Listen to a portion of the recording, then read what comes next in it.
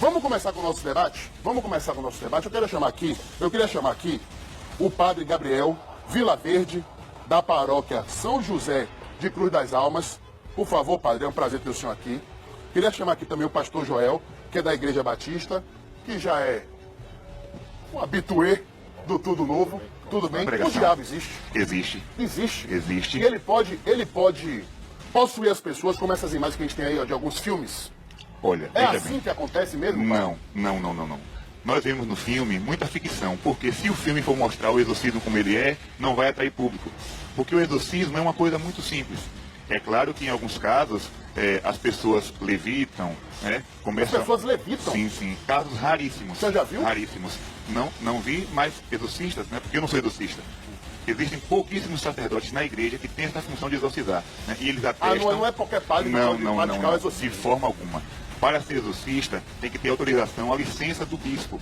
Ou seja, se o meu arcebispo me der essa licença, eu posso exorcizar. Fora isso, eu não posso fazer. Eu não tenho autoridade para realizar tal ato. Como é que a sua religião, por exemplo, encara a suposta existência do diabo? Nós temos aqui imagens, olha, de práticas, de rituais da Igreja Batista, supostamente práticas de exorcismo. O que é que o senhor tem a dizer sobre isso? O diabo para os batistas existe? Então, boa tarde, tudo bem? Obrigado. Eu queria também fazer eco às palavras do padre, para que a gente lembre o seguinte: quando a gente fala de Igreja Batista, a gente está falando de um grande número de comunidades no Brasil. Os batistas aqui no Brasil têm pouco mais de 100 anos e nós temos aqui há pelo menos 3 grandes grupos batistas no Brasil, então eu não posso falar em nome de todos os batistas. Mas falando sobre o pensamento batista, eu gostaria de enfatizar assim, que no pensamento batista, a questão do exorcismo não é central, não é uma coisa central, porque dos pilares do pensamento batista é da autonomia do sujeito, da responsabilidade do sujeito. Então, a prática de Jesus, o exorcismo, ele tem a ideia da possessão demoníaca, não está tanto só no indivíduo, mas nas estruturas sociais. Os porcos eram a comida dos soldados romanos. Legião era o nome dos destacamentos romanos. Então, na prática dos evangelhos, o que Jesus faz é orar pelas pessoas e dizer para o demônio sair. Não há grandes rituais, como o padre falou, não há grandes rituais para a expulsão de demônios. Vamos fazer o seguinte: eu quero saber como é que uma pessoa pode identificar que a outra está possuída pelo demônio. O que é que ela deve fazer se ela for da Igreja Batista? O que é que ela deve fazer no catolicismo? Padre, nós vimos ali a suposta previsão da morte do Papa feita pelo demônio, que foi apresentada pelos sacerdotes, pelos padres do Arautos do Evangelho. O diabo tem esse dom premonitório? O diabo tem a capacidade de prever o futuro? Veja bem, o exorcista, ele tem autoridade para fazer um interrogatório ao demônio. Ele pode fazer perguntas e Deus também permite que o demônio faça algumas revelações. Porém, é preciso lembrar que Jesus chama o Satanás de pai da mentira. Então, ele tem uma capacidade muito grande de enganar, de mentir, de ludibriar. Então não é tudo que o demônio fala que nós podemos tomar como verdade. E também devemos saber se aquilo que foi dito foi realmente o demônio ou foi simplesmente uma pessoa com distúrbio. Então, quer dizer, o senhor acha que o diabo ele divulga, vamos dizer assim, algumas informações para causar intriga, para causar desconfiança, para causar desavença, é isso? Veja bem, em alguns casos, o demônio já chegou a revelar pecados do próprio exorcista, né? A falar coisas que o exorcista fez no passado. Então, o demônio tem esse conhecimento. Então, ele busca o que? Desmoralizar o exorcista. Isso. Mas precisamos saber realmente se o que ele está falando é verdade, se é uma mentira, para desmoralizar o sacerdote, e também se aquele processo é de fato possuído por quê? Pronto, boa pergunta. Como identificar que uma pessoa está possuída pelo demônio? Pois bem. Por exemplo, você tem uma pessoa aí em casa que está ali, aí você acha que a pessoa, sei lá, tem algum distúrbio mental. A pessoa mudou o comportamento de uma hora para outra, ou então durante um período. Aí começou a falar com a voz diferente, começou a ter reações muito agressivas. Como saber se aquilo é de fato um distúrbio mental, um problema de cabeça, ou se foi o diabo que tomou conta daquele corpo? A igreja, nesses 2000 anos de experiência, ela vai nos dar 4 sinais que podemos distinguir. Vejam bem, falar línguas desconhecidas, ou seja, uma pessoa analfabeta, no momento do ritual do exorcismo, começa a falar em latim, francês, inglês, aramaico, hebraico, e também consegue entender se o padre falar em uma língua estranha. É um sinal. Outro sinal, aversão aos objetos sagrados, ou seja, o rosário, a cruz, a Bíblia, ele começa a cuspir, a querer quebrar Água esses objetos. benta, né? A água benta, a reação, né? Outro sinal que nós podemos ver também é uma força além do comum. Uma criança de 10 anos possessa, ela pode levantar uma geladeira com uma mão. Então são Peraí. coisas... Como é o negócio? Sim. Peraí. Uma criança pode levantar uma geladeira com a Uma mão? força descomunal. Porque não é a pessoa que está agindo, mas o demônio através dela. Pastor, a Igreja Batista concorda com esses, vamos dizer assim, sintomas de presença do diabo? Então, novamente, né?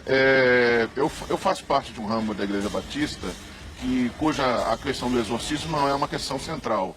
A questão central sempre é a responsabilidade do indivíduo frente à vida. Então, diante de Deus e diante da sociedade, o sujeito sempre é responsável pelas suas ações, sempre é responsável pelas suas atitudes. Então, a ênfase está maior no sujeito. Eu poderia dizer o que é o sujeito não possesso, né? Então, o padre já, inclusive, também mencionou isso. Então, se uma pessoa apresenta sintomas diferentes, ela precisa ser levada a um psicólogo, ser levada a agentes de saúde mental. Quem quiser entender o que é o exorcismo na Igreja Católica, eu recomendo que possa adquirir este documento, Exorcismos, Reflexões Teológicas e Orientações Pastorais. É um documento lançado pela CNBB e aí você vai encontrar tudo aquilo que a Igreja entende a respeito do exorcismo. A Igreja diz o quê? Se uma pessoa está possessa, se é realmente uma possessão, a única coisa que o padre pode fazer é fazer orações e aspergir água benta. Nada mais. Não pode tocar na pessoa. Não pode bater, machucar, não pode xingar, absolutamente nada. É orar, porque quem exorciza não é o padre, mas é Jesus por meio dele. Então é a força da palavra de Deus. Da palavra Isso, de Jesus. Claro. É Jesus através do padre. Eu quero saber daqui a pouquinho do senhor se é possível, numa sessão de exorcismo, o diabo passar de um corpo para o outro. E eu quero saber o seguinte, se o Papa praticou exorcismo. Coloca essa imagem aí, que circulou na internet. O Papa Francisco, ele é capaz de praticar o exorcismo? Meu cabo, por favor. Porque eu quero mostrar aqui esse vídeo para vocês, certo? Padre, isso aqui é o Papa Francisco praticando exorcismo? Se esse ato foi um exorcismo, eu não posso dizer. Mas todo bispo, ele por si só é exorcista, porque ele é um sucessor dos apóstolos. O padre não. O padre, ele precisa de uma autorização, como já falei, mas o bispo, ele pode exorcizar. E o Papa é o bispo de Roma, ou seja, ele é a autoridade máxima da igreja. Então ele pode exorcizar. Agora, se ele faz ou não, isso eu não posso dizer. Pastor, quem está habilitado na Igreja Batista a praticar o exorcismo? Então, a prática batista pressupõe, como eu disse, a responsabilidade de cada indivíduo diante de Deus. O pensamento batista, diferente do pensamento católico, cada cristão é um sacerdote pleno diante de Deus. Então, nesse sentido, qualquer pessoa, qualquer membro de uma comunidade batista poderia praticar o exorcismo. E, novamente, né, no que diz respeito à prática do exorcismo, ela é muito simples, como o padre também mencionou. Basta o sujeito orar em nome de Jesus e pedir para que o demônio saia. Padre, eu quero saber do senhor o seguinte. Se o diabo ele é contagioso. Contagioso em que sentido? É sério. Se num ritual de exorcismo, de repente o diabo está aqui no corpo de uma pessoa, se ele pode pular para o corpo da outra. O senhor responde isso já, antes do recado de Naama Rodrigues. O diabo é contagioso? O diabo pode passar do corpo de uma pessoa possuída para o corpo de outra?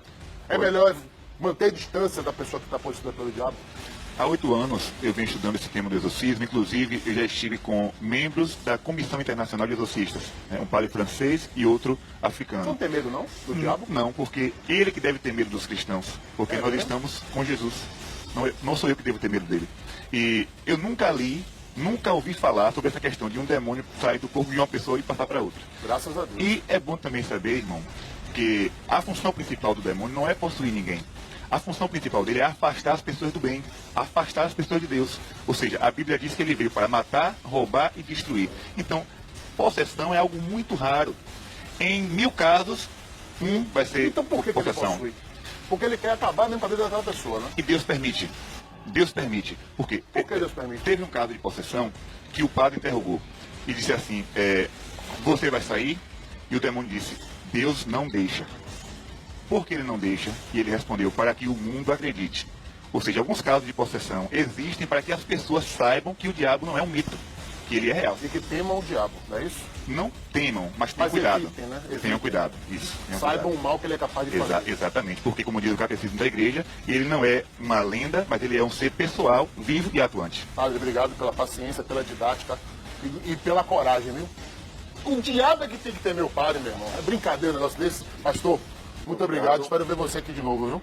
Hoje foi mais tranquilo, né? Foi tranquilo. Porque no dia do debate dos animais. Foi tranquilo. Obrigado, meu querido. Olha, agora vocês ficam com o Universo Axé.